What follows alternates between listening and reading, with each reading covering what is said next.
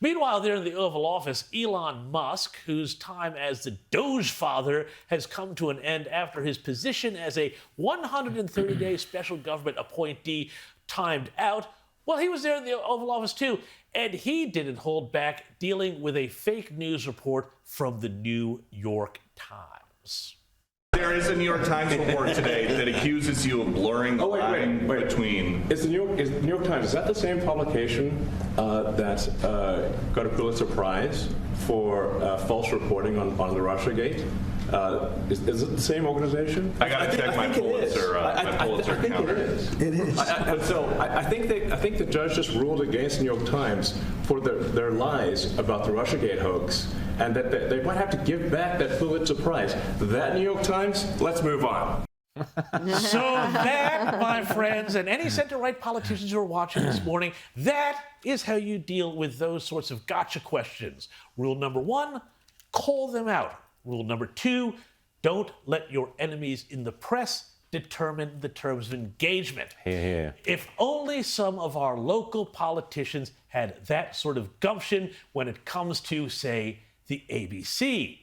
But when it comes to dealing with the media, no one in the Trump White House is more of a star performer, I think, than Trump advisor Stephen Miller, who is a living, breathing deportation machine. Here he is jousting with CNN's Pamela Brown.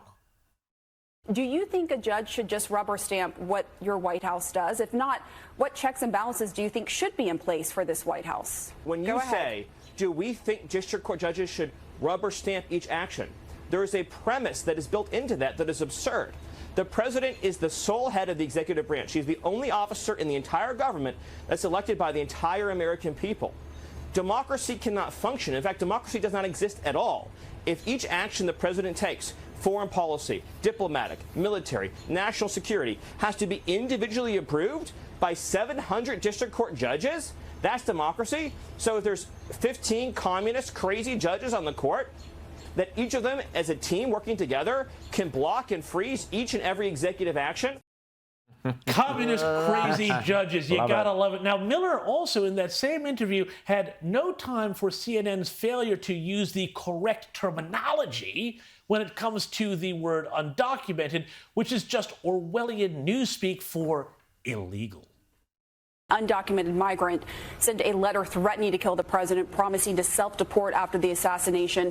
CNN reporting shows that investigators believe the migrant was set up. It was a victim of a setup. What is the administration going to do now? And this is an undocumented immigrant. I do want to note that, but this was someone who came forward, was a victim of a crime, and now law enforcement believes he was set up. Go ahead. Well, I want to clarify what you mean, so we're talking about the same thing. Are you saying this immigrant was here illegally? Yes, but I am, and that's why I said that. I clarified that. You said undocumented, and I wasn't clear what that means. I'm assuming they have a fake ID. I'm assuming they have a fake social security number. That's neither here nor there. That's getting away from the question, Stephen. Yes, that's how it does. And by the way, it is on this issue of the question of whether calling them illegal or undocumented migrants, or hey, let's just split it down the middle and say people who shouldn't be in the country in the first place. This is where the left in America absolutely falls apart. Now, I want to take you to Martha's Vineyard, which is, of course, one of the toniest, old-money, lefty holiday spots in the United States, up there in New England, and one where you'd be hard-pressed to find any support for Trump.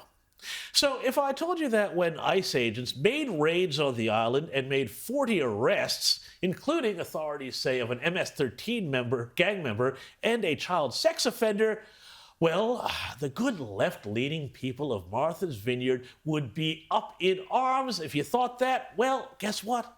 You'd be right. I think it could be any of us next. Martha's Vineyard resident Jane Catch held a sign yesterday at the Vineyard Haven terminal warning visitors. The island has a history of supporting people who are different, supporting immigrants. That's funny. Martha's Vineyard, a record of supporting immigrants. It's funny because back when Florida Governor Ron DeSantis sent a few dozen illegal migrants to Martha's Vineyard, the locals there couldn't wait to kick him out and say goodbye.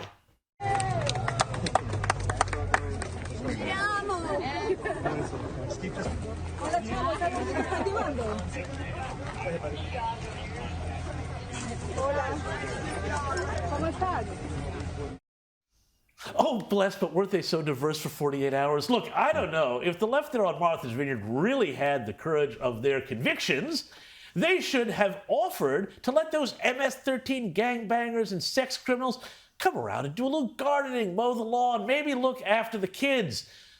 But no, that would involve being consistent, and when it comes to the left, well, we just can't have that, can we?